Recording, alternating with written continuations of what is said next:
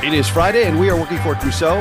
It is Friday, May 9th, 2025. In Los Angeles, he is Sam Park. In Reno, Nevada, I am John Ramey. Full disclosure, we are recording this on Thursday, May 8th, due to our very busy schedules. In this episode, we will discuss the conflict between India and Pakistan. We will talk about the Australian election. We will talk about the trade deal between the United States and the United Kingdom. And the Fed Open Market Committee met this week. Let's start with the war, Sam. BBC reporting, Pakistan says it has shot down 25 Indian drones overnight. That is overnight, last night to tonight. It has not commented on Indian claims that Islamabad, that is the capital of Pakistan, sent drones and, quote, missiles over the border. India said Pakistan was attempting to engage a number of military targets. Pakistan says 31 people have been killed and 57 injured by airstrikes in Pakistan and Pakistan-administered Kashmir, and firing along the line of control since Wednesday morning. Meanwhile, India's army says at least 16 civilians were killed by Pakistani shelling on its side of the de facto border. Again, this is BBC reporting. India says the initial missile strikes were a response to a deadly militant attack on Indian tourists in Pahalgam last month. Of course, the Pakistani government, Islamabad, denies involvement. So that's kind of the latest in this long dispute between the biggest nation in the world by population, India, 1.4 billion people, and Pakistan, 242 million people, the fifth most populous nation in the world. Yes, and both of them with nuclear weapons. And as you say, this is a dispute, that is the dispute over Kashmir, dates all the way back to independence. That is 1947, when the entire Indian subcontinent was freed from the imperial shackles of Great Britain and divided into four different nations, essentially. And that is what are now four different nations. And Kashmir has been disputed territory ever since. This is why, in fact, we use the term line of control to demarcate the various parts of Kashmir, because we can't call it a border, because a border would imply that there's one nation's territory on one side and another nation's territory on the other side. But since the entire territory is disputed, we can't quite say that. Therefore, it's called the line of control and not a border. It is, as you say, a de facto border. And again, this dispute has been going on. There's already been, I think, a couple of different wars between India and Pakistan in the intervening almost 80 years. And it's never been resolved. And there's been these flare-ups going on, and this is the latest one. And it's been gradually building up to what's now a series of tit-for-tat attacks this week. And the terrorist attack inside of Indian-administered Kashmir a couple weeks ago was very serious and really just ghastly, and in which the Muslim terrorists were singling out Indian tourists essentially by their surname. In other words, if you had what they believed to be a Hindu surname, you were taken out and shot. And in some cases, witness accounts say that they were asked to recite verses of the Quran just to make sure that they weren't Muslim. And so India took a little while. They didn't retaliate militarily, right away. They did shut off or threaten to shut off some water supplies from the Indus River into Pakistan, which by itself was a very serious measure. That water supplies hydroelectric plants as well as agriculture inside of Pakistan into an enormous volume. And so that by itself was already an escalation. But they gave Pakistan a little bit of time to perhaps meet some sort of threshold of attempting to deal with this. And India has all this time, like that is for decades, been saying truthfully that Pakistan supports Muslim separatist movements inside of Kashmir in order to sort of project strategic depth against India. They don't do it with their own military.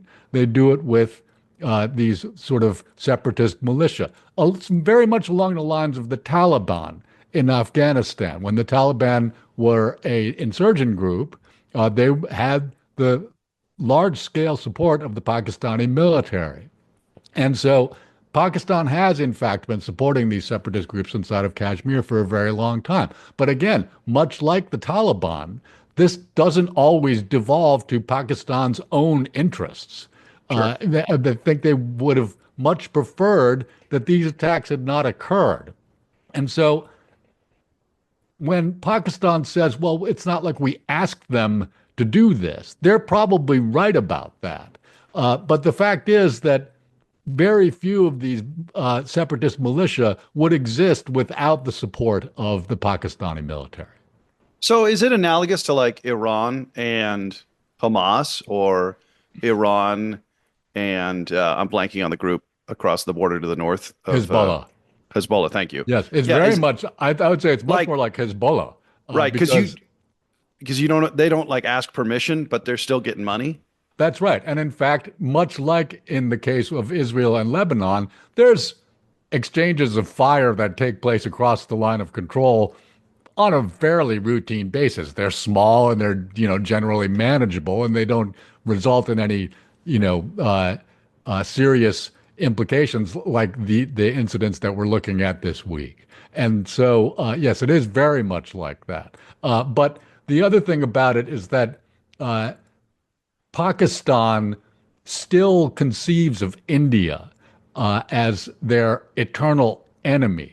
And in fact, large portions of their sort of national mythology are wrapped up in this. Whereas India, especially I would say, in the 21st century by and large, has really tried to sort of move beyond this, right? There have been a developing economy, especially since they liberalized their economy back in the 90s. They've become a much more prosperous nation in this century than they ever were before. Pakistan, by contrast, has not. And so India would sort of like to think of themselves as a rising world power in a way that Pakistan could never make that case for themselves. And so increasingly, as time goes on, India thinks of Pakistan, or at least sort of likes to characterize Pakistan as just sort of an annoyance and sort of adopt a posture of saying, can't you guys just sort of look after your own house and just be a regular country? Why do you always have to be trying to, instigate some sort of conflict with us, which we would really just rather not have? The problem, however, or a problem that is that, as we've discussed in some of our previous episodes, Narendra Modi, I was just going to push back. Yeah. yeah, the Prime Minister of India, as we know, is a Hindu nationalist. And he has people inside the Hindu nationalist movement in India, which really is his domestic base of political support, who are much more militant against Pakistan than he himself is. And he himself is, by the way, not exactly a shrinking violet in that category. But some of the Hindu nationalists who support him are even more gung-ho about their enmity towards Pakistan. They're, and I would say, the most hostile towards Pakistan in the entire Indian political spectrum. Okay, so I looked at the demographics of Pakistan and India, and Pakistan was partitioned after Indian independence from the British Empire to be the Muslim or a Muslim country, if I Yes. understand it correctly. Yeah, So it's 96% Muslim. that's But right. India is 80% Hindu, but more than 14% Muslim. And so that's why the Hindu nationalism, I mean, it would be problematic. Nationalism period is problematic. But there is, I would say, the hegemonic currently political will in India is to kind of erase Muslimism, right, or Islam, I mean, Hindu nationals want to say the Taj Mahal was Hindu and things of this nature, right? Exactly. Yes. It's kind of an erasure of Islam in India's history. How much of this is uh, anti-Pakistan, and how much of it is anti-Muslim? Well, I think I'm not sure that there's all too much of a difference between those two categories in the domestic Indian political Well, context. that sucks for the 14% of people in India who are Muslim. That's right, and that's hundreds of millions of people. But that's been going on for a very long time now, especially under the BJP government. That is, the BJP is Modi's party, the Hindu Right. nationalist party that governs India. Now they lost their parliamentary majority in the most recent Indian election, as we've covered on this show. But that hasn't stopped, as I said, the Hindu nationalist uh, movement inside of India from being very stridently anti-Muslim. So Modi can't really afford to get crosswise with these people. And honestly, he probably doesn't have that much inclination to do so. But he at least has to go through the motion of being, the governing party of all of India. And so I think generally the political support inside of India for this retaliation against Pakistan is very strong. I mean, they Oh, are the sure. victim in this case. Yeah. And so, and that's, I think, one of the most troubling aspects of this whole story is that things are ramping up every day, especially over the past 2, 3 days. And this could get out of hand to the point where even our quasi isolationist president, Donald Trump, in this country has sort of gradually and sort of grudgingly amped up his sort of pressure that he's trying to bring to bear on the situation. At the beginning, he was sort of, well, I hope they can work it out. But it seems to be dawning on his administration that every world power, to one degree or another, needs to try and bring pressure to bear on this situation. I think China will need to do so also. Perhaps when President Xi gets home from Russia, where he is right now to celebrate the VE Day ceremonies in Moscow, he'll be prevailed upon to weigh in on this situation in a more detailed fashion than he has thus far. Well, as you say, both countries have nuclear weapons. There's no, I mean, escalation in war is bad always, That but I mean, this one has very real consequences for escalation. That's right. And in fact, China shares a border with both the Indian and Pakistani regions of Kashmir. And so, I mean, now, mind you, that's in the remote far western part of China, which they don't actually care about very much, but it's Right. still on their border and they can't afford to be seen to be doing nothing about it. So we might hope that they might bring some I mean, they have good relations with both countries. They've had very long relations with Pakistan, especially after they fell out with the Soviet Union back in the 60s. And since India was rather closely aligned with the Soviet Union, China decided that they should sort of cozy up with Pakistan. And in fact, when before Richard Nixon went to China, it was actually Pakistan who formed the sort of back channel to establish that connection, because in the early 70s war between India and Pakistan, which caused the breakup of Pakistan into Pakistan and Bangladesh, that was thought to be the tilt towards Pakistan that the Nixon administration made at that time. That's a sort of historical tangent. Yeah, but it's good context. So just you mentioned it before. India became four countries. Those are Pakistan, India, Bangladesh, and Nepal. Sri Lanka. Oh, Sri Lanka, of course. Right. Okay. Well, we'll have a map up here. Folks will see it. Anything else on this conflict, or can we talk about the whopping trade deal?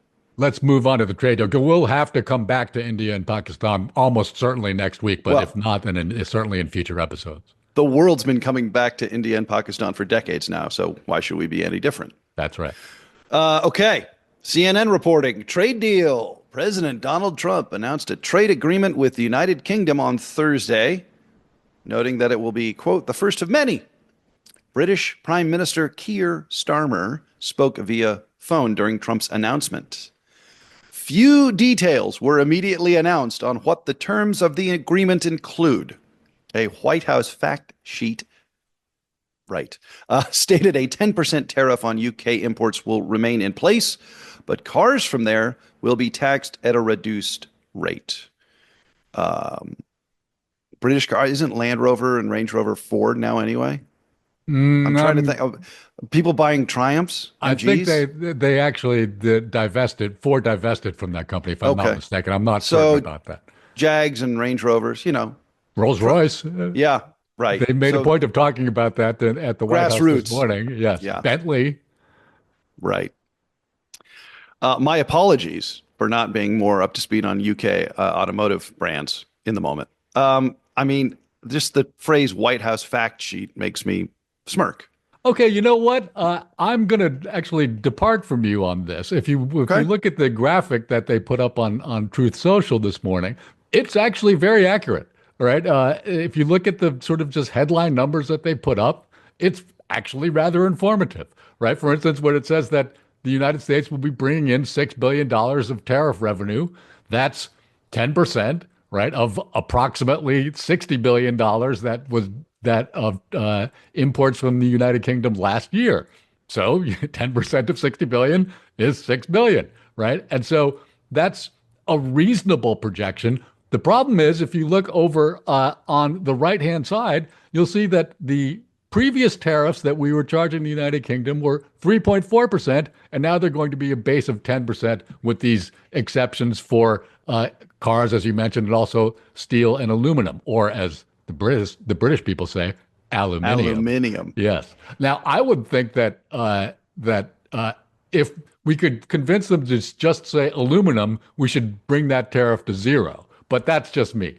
And so That's a hot take. and so we've convinced them to accept a higher general tariff rate. So that, you know what, that's a better term of trade for the United States, right? We were getting a certain amount of money out of them before, and now we're going to be getting a higher amount, right? And if you look at the converse, right, their tariffs were 5.1%. Now they're going to be 1.8%. They're charging us lower tariffs. That's better terms of trade for the United States, and we should make no bones about that.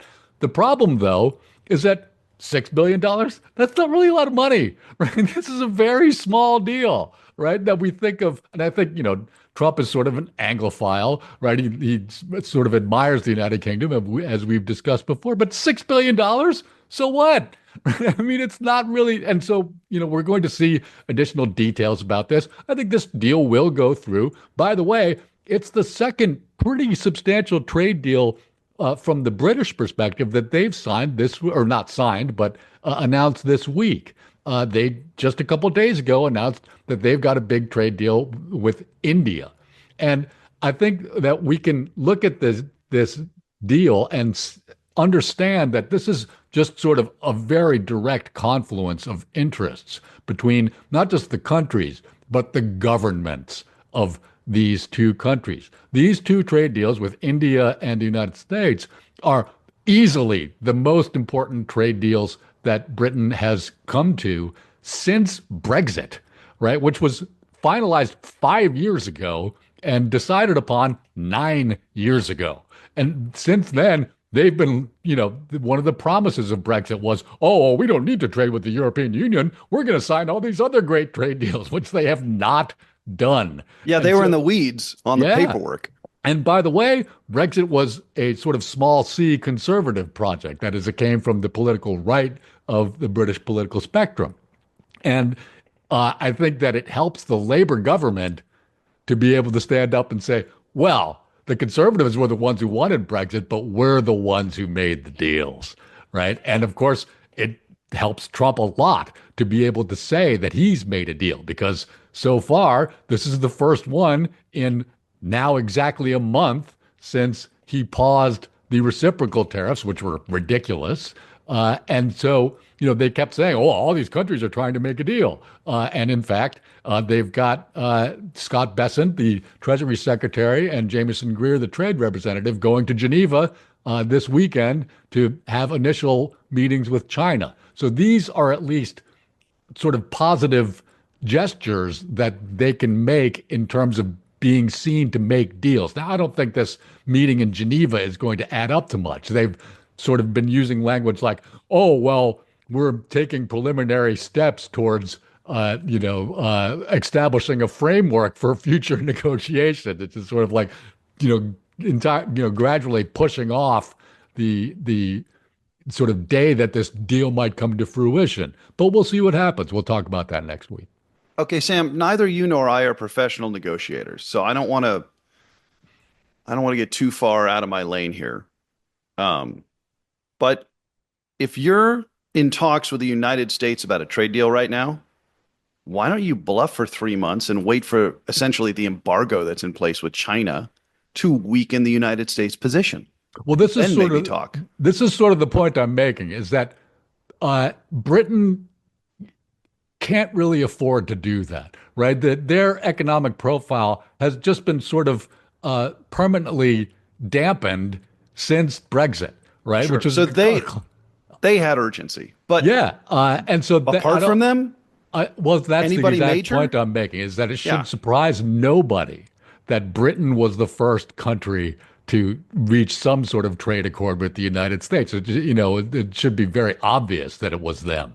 And in fact, uh, as we recall, the Brexit referendum took place a few months before Donald Trump was elected the first time, Oh, we right? recall. And now, what the sort of posture that Trump is adopting of something like I mean, and I've been hesitant to use this term up until now, but he really does seem to want to achieve something approaching full economic autarky for the United States, in which as we've discussed, he not only thinks that alliances are for suckers if you're a great world power, but international trade is also for suckers. Just buying anything from anybody else is somehow a bad idea. He really seems to believe this.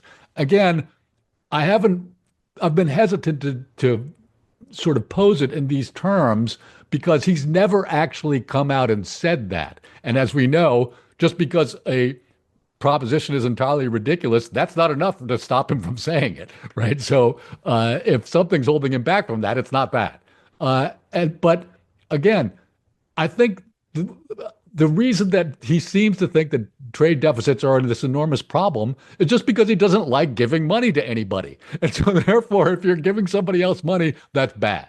And so And he's got a long history of this well before his political career. He doesn't absolutely. like paying people who work for him. Yes, but while we're on this subject, right, what he's doing now with the tariffs is sort of like a much larger and much more consequential version of Brexit, right? And so we might call it, and this is the term that I'm rolling out for the first time right now, Amex, right? And so Oh, nice. and I think that's where what he's after. Again, he's still keeping the baseline 10% tariff in place. And he's been saying that's really just where everybody's going to end up at a minimum, right? So no matter what kind of deal you come to, you're still going to be down to 10% at the bottom, right? And so, and in fact, he said, look, we might not even make deals, right? We're just going to see what everybody says and, decide if we want to do what they want or anything of what they want. He thinks that we're the department, and he's actually said this. I know. We're, I know. we're the department store, and everybody has to shop at our store, and I'm the storekeeper, right? I I'm mean, that is paraphrasing, but that's still pretty close to a direct quote. And that's, sure. first of all, no, It's right? a wholly inaccurate paradigm. That's right. We're the customers, right? They're the ones that the other countries are the ones supplying us with goods. But when he says he's the storekeeper, he's actually right about that, right? He's the intermediary between the suppliers of the goods, and that is the other countries, and the customers that are our Us. citizens. And he says, I'm the one setting the prices. Yeah, you're setting them higher to boost your own markup at the expense of your customers. I mean, I'm sorry, but that's the way this is working out.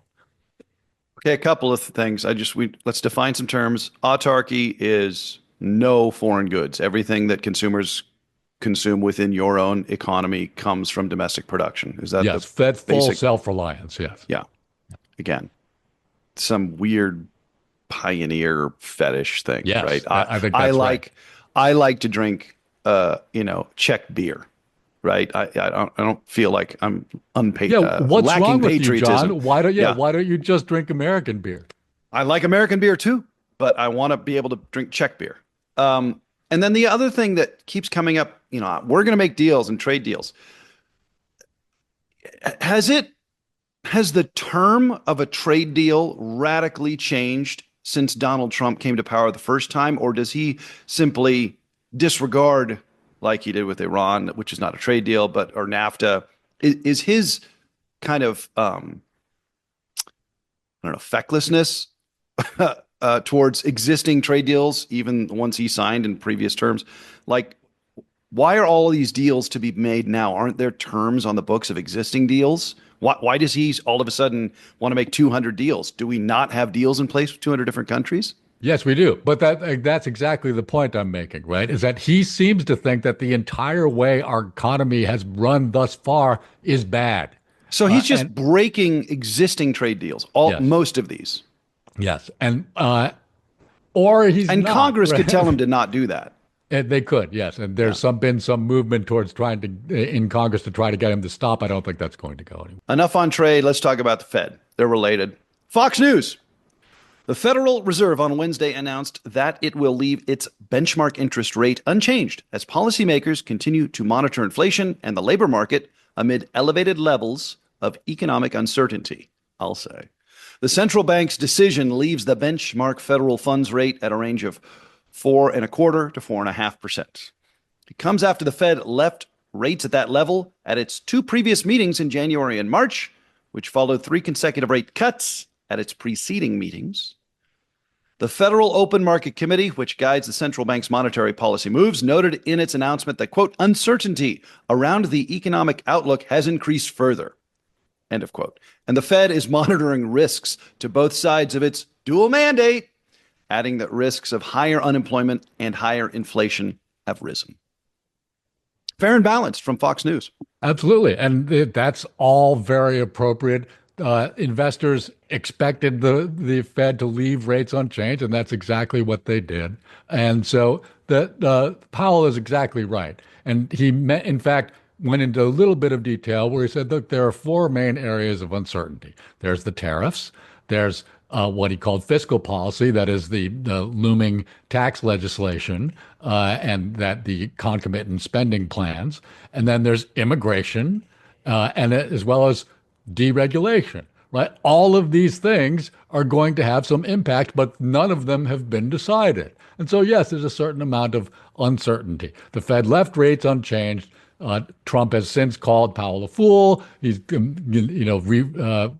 rolled back out his nickname of calling him too late. But I think this is really just that Trump is going to use Powell as a sort of scapegoat, right? The Fed is going to cut rates if there's an economic downturn, but he'll say, "Oh, it's too late, Too Powell," late. right? Yeah. And so he's just sort of previewing this tactic. He doesn't have to fire him, right? He might have liked to, but it's just as useful to him to have Powell as a sort of permanent punching bag until his term ends next year. So you just mentioned four areas of uncertainty, right? That Powell is citing quite correctly to not mess with the rates because he needs room to maneuver. All four of these are own goals. Tariffs, I mean, going to lead to, if not calamity, certainly a cooling of trade. Uh, Fiscal policy, Trump administration wants to slash taxes, wildly increase our deficit and therefore our debt.